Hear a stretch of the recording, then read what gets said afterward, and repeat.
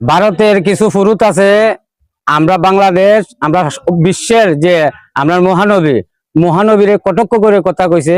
আমরা মুসলমানের খুব কষ্ট লাগছে, কিন্তু আমরা জানে না যে ভারতের এই ফুরুতরায় যে আমরা যে মুসলমান যে কত অগ্রগামী, এবং আমরা যদি দ্রুত তার যদি বিচার না করা হয়, তাকে বহিষ্কার করা হোক আর আইনতভাবে তার বিচার করা হোক। তার এত বড় সাহস, ধর্ম নিয়ে কটাক্ষ করে কথা বলে।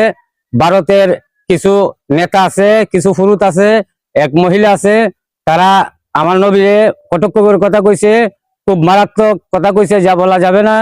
এর এত বড় সাহস, ধর্ম নিয়ে ভারতবর্ষর আজ থেকে 800 বছর আমার মুসলমানে ভারতবর্ষর রাজত্ব করেছে। কোনো হিন্দু, কোনো খ্রিস্টান, কোনো বৌদ্ধ ধর্মের সে কখনো আমার মুসলমানে কোনো আঘাত করে নাই। তাদেরকে ভালোবাসা দিয়েছে এবং মোহাব্বত দিয়েছে। কেউ বলতে পারবে না